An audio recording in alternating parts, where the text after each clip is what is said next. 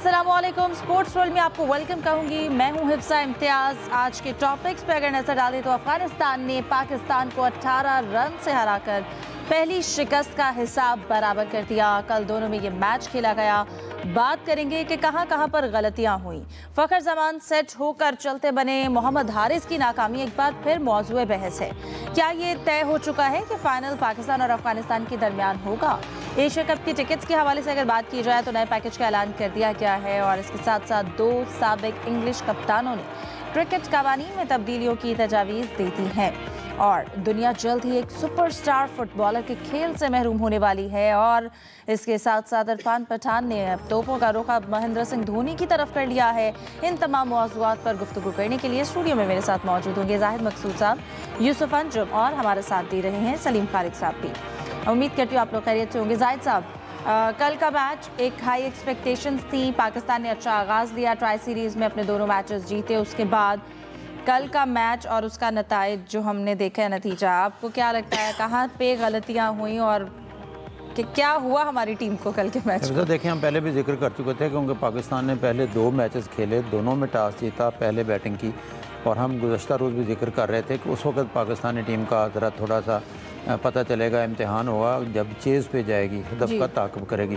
तो कल राशिद खान ने टॉस जीता, पहले बैटिंग की और फिर ये हुआ कि उनकी 1 विकेट जल्द गिर गई। लेकिन इसमें क्रेडिट बहुत ज़्यादा जाता है उनके सदीकुल्लाह अतल को, जो इमर्जिंग एशिया कप के बेस्ट प्लेयर थे, और उनका साथ दिया इब्राहिम जदरान ने। और उन्होंने बहुत ही समझदारी के साथ, बल्कि मैं तो समझता हूँ कि जब वो बहुत ही स्लो खेल रहे थे और पावर प्ले में उनके सिर्फ 34 रन थे, 1 विकेट थी, वो विकेट ज़ाया नहीं करना चाहते थे। वो तो उस वक्त हमें बाबर आजम और मोहम्मद रिजवान की भी बड़ी याद आई, जो उन पर तनकीद होती थी कि स्लो खेलते हैं। वो बहुत ही संभल कर खेले, अपनी विकेट को उन्होंने बढ़ाया, ऐसा ऐसा स्कोर किया, 122 या 23 तक वो गए, 14-15 ओवर तक उनका कोई भी आउट नहीं था। उस वक्त तक लगता था कि बहुत बड़ा टीम स्कोर नहीं करेगी, लेकिन बाद में सुफियान मुकीम के 1 ओवर में और फिर हारिस रऊफ के 1 ओवर में वो खुलकर खेले, 17 या 20 रन 1 ओवर में बने। तो इस तरह से एक अच्छा टोटल बनाने में कामयाब हो गई। जैसा कि राशिद खान ने टॉस से पहले गुफ्तगू करते हुए कहा था कि अगर हम 170 रन बना लेंगे तो मैं समझता हूँ कि हमारी पोजीशन मजबूत होगी। वही हुआ, 169 रन बनाए, 170 रन का टारगेट मिला। तो अच्छा खेली अफगान टीम। पाकिस्तानी बॉलर्स ने बाद में अच्छी नपी तुली बॉलिंग की है। शुरू में वो बहुत ही मोहतात खेले, लेकिन एंड पे जाकर ख़ास तौर पर फ़हीम अशरफ का जिक्र करना चाहूँगा, जिन्होंने कैरियर में पहली दफ़ा 4 विकेटें ली हैं। और अगर मोहम्मद नवाज़ एक कैच ले लेते, जो कि इतना मुश्किल कैच नहीं था, बहुत बुलंदियों पर गेंद चली गई थी, और उनकी 5 विकेटें होती। इससे पहले उन्होंने 3-3 विकेटें ली थी। और आपको याद होगा T20 में गालबन पहली हैट्रिक भी फ़हीम अशरफ ने की थी। तो बहरहाल ओवरऑल एक अच्छी फ़हीम अशरफ ने गेंदबाजी की है। और इसके बाद जब पाकिस्तान की बैटिंग शुरू हुई तो हमने इब्तदा में ही विकेटें गंवा दी।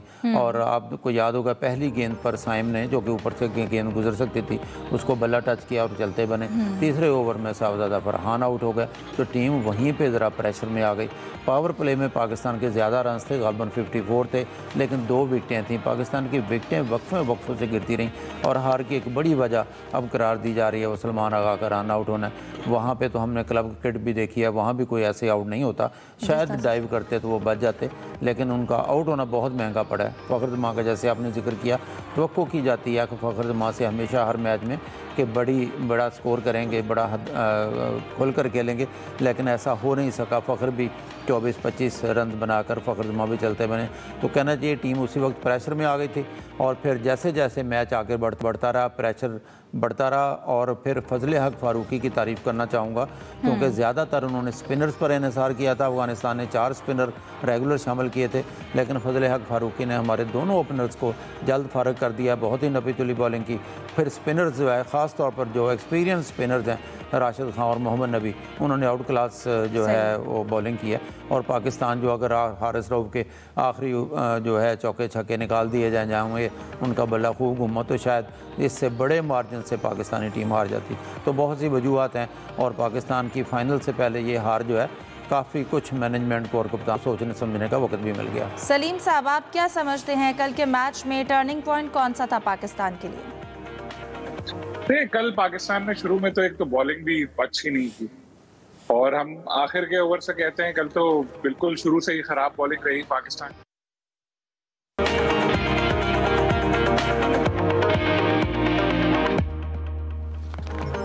Welcome back. गुफ्तगू का सिलसिला जारी रखते हैं। सलीम साहब, हम जो कल का मैच हारे, आपको क्या लगता है कि पाकिस्तान ने क्योंकि चेज़ किया पहले 2 मैचेस में, उन्होंने पहले बैटिंग की थी, कल चेजिंग करने में मुश्किलात हुई, टर्निंग पॉइंट के हवाले से आप कुछ कह रहे थे, अपनी बात मुकम्मल कीजिएगा।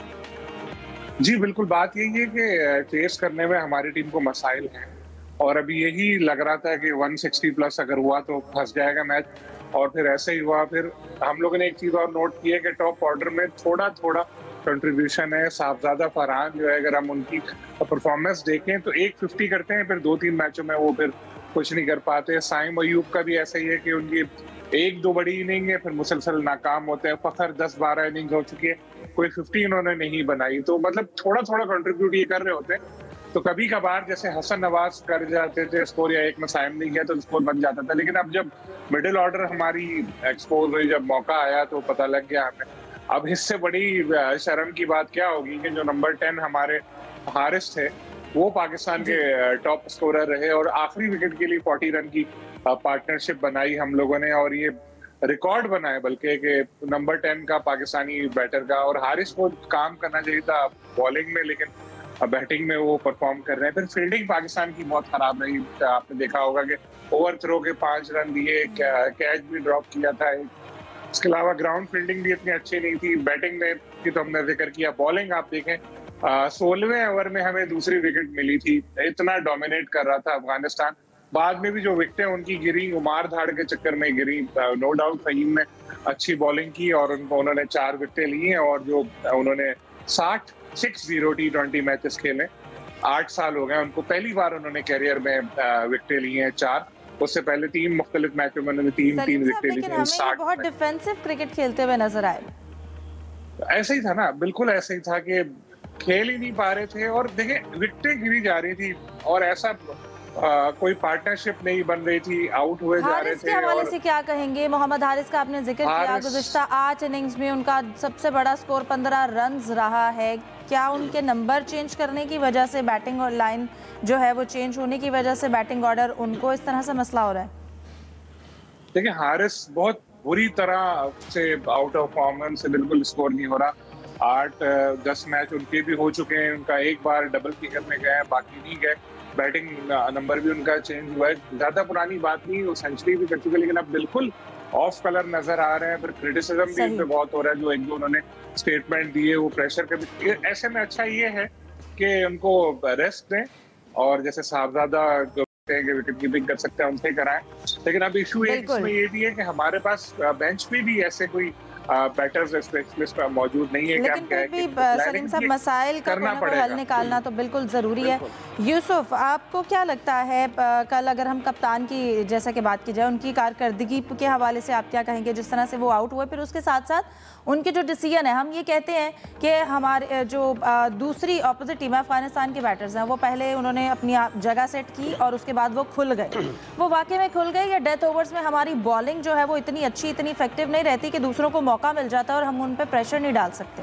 देखें फिजा, यहाँ पर यकीनी तौर पर हम क्रेडिट देंगे जो उनके हेड कोच हैं जोनाथन ट्राउट। आपको याद होगा जब से वो अफगानिस्तान की टीम का हिस्सा बने हैं, उनकी परफॉर्मेंस में डे बाय डे निखार आता जा रहा है। चाहे आप उसका जिक्र करें जो ICC का T20 वर्ल्ड कप था 2024, उसमें सेमीफाइनल तक पहुँच, उसके बाद उनकी जो परफॉर्मेंस थी उसमें बेहतरीन नज़र आ रही है। पाकिस्तान की टीम वही टीम खेली थी जिसने अफगानिस्तान के खिलाफ पहले मैच में हिस्सा लिया था और उसमें कामयाबी हासिल की थी।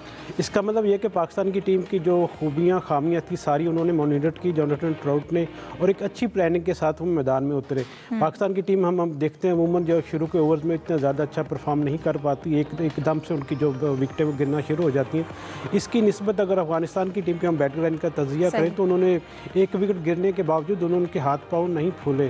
जिस तरह ज़ादरान और सदीक टर्टल ने यहाँ पर परफॉर्मेंस दी है, उन्होंने 123 रन का स्टैंड फराहम किया है। तो इससे अंदाज़ा लगा सकते हैं कितने वो मैच्योरिटी के साथ इस मैच के लिए मैदान में उतरे थे और उनकी प्लानिंग कितनी ज़बरदस्त थी। यहाँ पर अपने जिक्र किया कप्तान सलमान अली आगा और राशिद खान का भी मैं यहाँ पर जिक्र करूँगा। दोनों के दरमियान जो फैसले थे उसमें बिल्कुल एक डिफरेंट नज़र आया और एक मैच्योरिटी नज़र आई, खासतौर पर राशिद खान के फैसले। जबकि जो हमारे सलमान अली आगा थे, खुसूसन उनका खुद अपना रन आउट होना, मेरे ख्याल में उन्होंने खुदकुशी की वहाँ पर पाकिस्तान टीम के लिए एक टर्निंग पॉइंट साबित हुआ। पावर प्ले में भी उनके डिसीजंस के हवाले से कुछ सवालिया निशान है। जाहिद साहब, जाते जाते आपसे कमेंट लेना चाहूँगी कि यूएई के साथ अब मैच है, आपको लगता है कि कप्तान के फैसलों में भी थोड़ा सा बेहतरी आनी चाहिए और क्या स्ट्रेटजी होनी चाहिए यूएई की अगेंस्ट? नहीं, देखें अब यूएई के साथ, क्योंकि अभी तक जो पॉइंट्स टेबल हैं उसमें 2 मैच पाकिस्तान